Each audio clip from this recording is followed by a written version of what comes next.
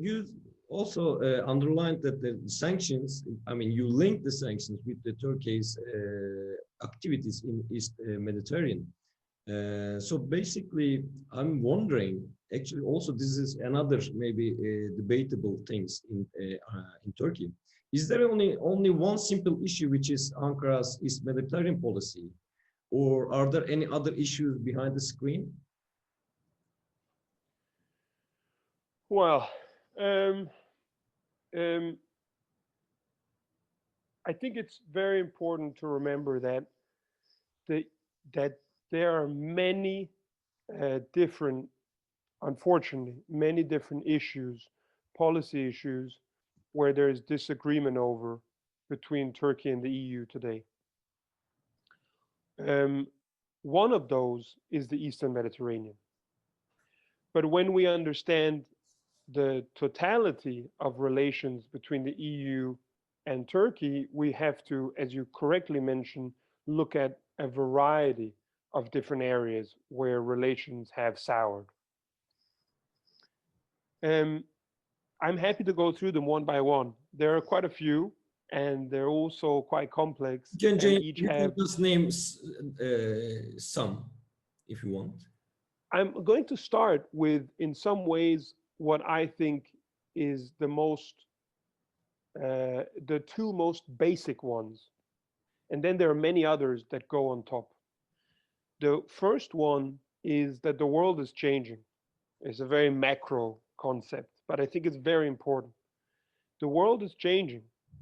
The relationship between the United States and EU is changing. The relationship between the United States and Europe and Turkey in a more wider sense is changing.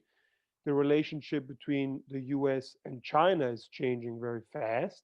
In the last 2 decades, China has gone from being a medium important global actor to being number 2, or some would even say number 1 in terms of economic strength. This is impacting both the EU and Turkey on an everyday basis. The choices that the EU has to make today in terms of strategic autonomy are not the same choices it had to make 20 years ago. Any strategist, economist, or political scientist can tell you that. The same thing applies for Turkey.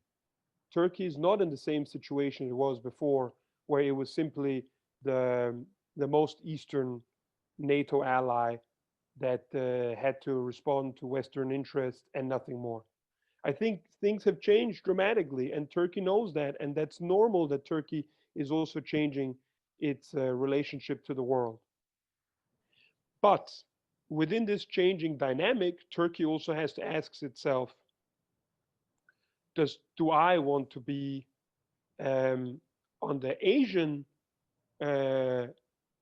alliance of Russia and China, or do I want to be on the Western alliance of America and the United States? Or does it want to be in a third place, an independent alliance, where it can both have good relations with both sides, but also have a more independent policy? And I think that's a choice that Turkey needs to make. But when Turkey makes that choice, it needs to ask itself, can it be alone in this alliance? Can it afford to be alone in this alliance, in this new world? Or does it need to be with Eurasian partners like Ukraine, like the European Union and others that also share this geography and have some similar interests at heart? Can you really afford to be all on your own, which is where Turkey, unfortunately, today looks more and more like it is, isolated from the rest of the world, and it has a lot of problems developing friends in the region, and especially with the EU and other places. And you have to ask yourself, can it afford to be all on its own in a world where you have to negotiate with giants like the US and giants like China? So this is the first big issue, the macro global changes and dynamics which are happening with the American decline and the rise of China. Where does Turkey need to position itself? Number 2 is the accession process with the EU. I know that the Turkish government and the EU governments continue to say accession is the best option, accession is the only thing that will work, and so on. I'm not a particularly trustful person of governments. I've never trusted authority in governments much in my life, and I don't count on starting now, neither the EU's nor the Turkish one. But what I do think is that when any person looks at the accession process and looks at it honestly, they will realize one thing, which is that the accession process was meant ideally for Turkey to become a member.